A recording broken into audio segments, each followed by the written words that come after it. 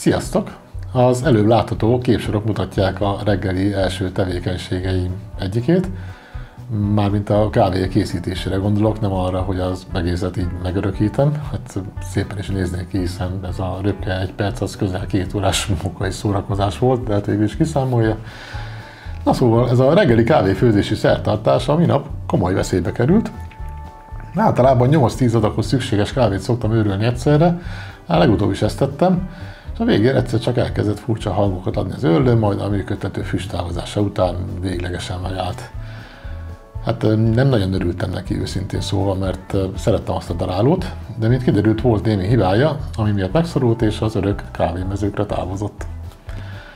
Hát gondoltam, nem akkora feladat venni egy másik kávédarálót, ami őrlőköves, és valójában nem tévedtem, de azon igencsak elkerekedett a szemem, hogy ezek mennyibe kerülnek. Volt olyan kézidaráló, ami 108 000 forint volt, el sem tudom képzelni, hogy mit tudhat.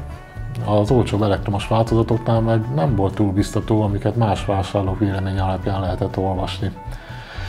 Aztán végül megakadt a szemem ezen a darabon, sok vélemény volt róla, és nagyon kevés negatív kritikával. Ezért ezt megvettem, az ára az 20 000 forint alatt volt, de azt lehet mondani, hogy úgy általánosságban 40-60-80 000 forint környéken lehet találni ilyen őrlőköves elektromos változatokat, és hát azokról sem volt túl jó vélemény, pedig annyi pénzért már kávéfőzőgépet lehet venni, ami őröl, főz, mos, vasal, takarít, szóval bármit megcsinál. De az ilyen kávéfőzőkkel sincs túl jó tapasztalatom. Az a jó kis Bialetti kotyogós, az jó kávét főz. Na de nézzük meg, mit vettem, mit tud, milyen első benyomások vannak róla. Az szokott a probléma lenni a leírások alapján, mármint amit a visszajelzések írnak, hogy igazából nagyon szemetelnek az őrlés során, tehát mellé megy a kávénak egy része, ugye ahogy őrli a cuccot. És hát én is tapasztaltam ezt, hogy azért ott képes nagyon szemetelni. Illetve a másik, amit így elő szoktak így hozni, mint problémát, az pedig az, hogy a elektrostatikus feltöltődés miatt ugye magára az edényre, amiben gyűjti a őrölt kávét, arra fölragad a kávé. Na, próbálnám kivenni, de nem sikerül. Nézzük meg, hogy hát nem akarja az igazságot. Na, találtam még egy könyvet. Aha, látom már mi a gond. Ez egészet ki kell húzni, úgy tűnik. Aha. És még mindig nem jön ki. Ez az, na. Siker. Na, gyorsan átnéztem a darálónak a leírását, hát nem egy ördöglakat, erre ugye számítani lehetett. Ugye van az a része, ahova érkezik a kávé, ez egy ügyesen van megcsinálva, majd egyetlen pici kis lyukon megy be a kávé, és ugye van egy teteje, ami eltávolítható, ugye, amikor majd ki kell belőle önteni. Tehát ez egy valamilyen szinten biztató, hogy remélhetőleg keveset fog szemetelni a daráló. Ugye a másik lehetőség az, hogy hány adagnyi kávét daráljon le. Ezt lehet állítani itt ennél, ez gyakorlatilag 2-től 12-ig állítható érték. Már lehet, hogy az a 2 az 1 is lehet, nem, az 2-től indul el. Így van, ugye itt a nyomógomb, amivel elindítja, illetve itt a darálásnak a finomságát lehet állítani ezen a karra, hogy mennyire finomra darálja. Gyakorlatilag ez, ha jól emlékszem, 12 részből áll. 1, 2, 3, 4, 5, 6, 7, 8, 9, 10, 11, 12, 13, 14, 15, 16, akkor 17 részes, igen. Mert ugye ahonnan indul, az is egy érték.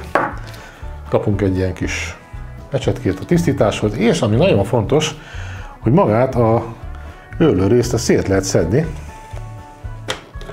és ki lehet venni a őrlőt, és így ezáltal kitakarítható ez a része is. És egyébként ez volt a probléma az előző darálómnál, hogy ez a rész nem volt takarítható, és kompletten eltömődött, és utána megszorult. Itt ez legalább szétszedhető, tehát az így ilyen tekintetben jónak tűnik. Meglátjuk. Mindjárt kipróbáljuk, rakok bele kávét, de előtte elmosom ezeket a részeket, tehát magát, ahova érkezik majd a kávé, és akkor meg ezt is egy kicsit előbbrítem. Nem, ezt nem öblítem el, mert ez jobb, ha száraz marad. nem tesz jót, hogyha nem száraz. Lehet, hogy ez most kicsit hangos lesz. Ha igen, akkor majd vissza fogom venni a hangerőt.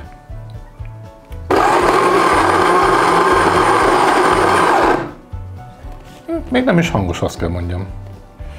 Nézzük, mit csinált. Hát akkor ezt így kihúzom. Hát igen, azért látszik, hogy az elektrostatikusságtól azért ez így föltöltődik, és szépen rárakodik, viszont nem nagyon hullott mellé, azt kell mondjam, tehát hogy tényleg az van, hogy itt alatta semmi nincsen. Ez így biztató, bár szerintem, hogyha egy kicsit oda benézek, így van, tehát ott azt mindjárt megmutatom, ott azért lehet meglepetés, hiszen az őrölt kávé, ami ott itt a beömlő nyílásnál van, ott a túloldalán azért van belőle némi. Tehát itt látszik, ahol kijön a kávé, ott azért áll a darált kávé, tehát hogyha egy kicsit így megütögeti az ember, akkor azért ez hajlamos onnan kihullani. De hát erre szokták mondani, hogy nem kell ütögetni. Na, de nézzük meg a ledarált kávénak milyen a minősége. Tehát, hogy mennyire egységesen sikerült a darálást elvégeznie.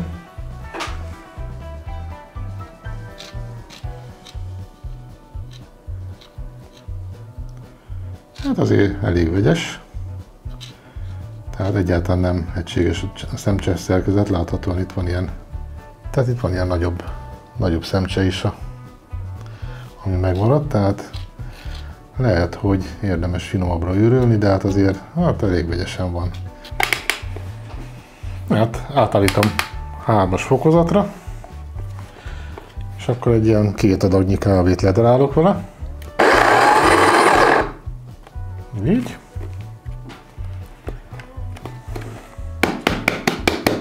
Most már tudva az, hogy ott lehet, hogy még olyan, ami kihullhat belőle. Így van. Hát de nem hullott ki, az ugyanúgy ott maradt. És nézzük meg, hogy akkor mi lett a végeredmény.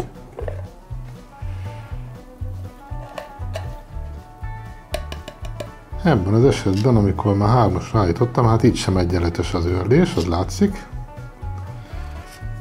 Viszont a szemcse nagyság már körülbelül az, amire szükségem van a főzőben. De itt azért már nincsenek nagy darabok benne, tehát olyat nem találok, ami az előzőben volt ilyen kiemelkedő nagy darabot. Nem teljesen egységes szemcseméretet csinál, de alapvetően azt kell mondani, hogy ez rendben van. Tehát ez egy elfogadható megoldás lesz, én azt mondom. Szóval végül is elmondható, hogy maga ez a daráló, ez jó. Meglepően csöndes egyébként, azt kell mondjam, mert hogy az előző daráló az sokkal hamosabb volt, mint ez. Így most akkor van némi kávé, ezeket meg még berakom majd a hűtőbe. Hát ugye látszik, hogy a statikus töltődés miatt azért szépen fölül az edényre a kávé, de az nagyon jó dolog, hogy nem megy mellé, tehát hogy nagyon minimális szóródás van, annak ellenére, hogy ott a kiömlő nyílásnál ugye itt a végén ott marad némi kávé, de nem jön ki a edénynek a kivétele során sem. Nos, hát ennyi lett volna ez a videó. Köszönöm szépen, hogy megnéztétek, hogyha tetszett, akkor nyomjatok egy lájkot, hogy másnak is érezzétek, hogy ez egy érdekes videó, amit érdemes megnézni. A feliratkozással pedig nekem jelzitek, hogy azok a videók, amiket készítek, azok tetszenek nektek. Sziasztok!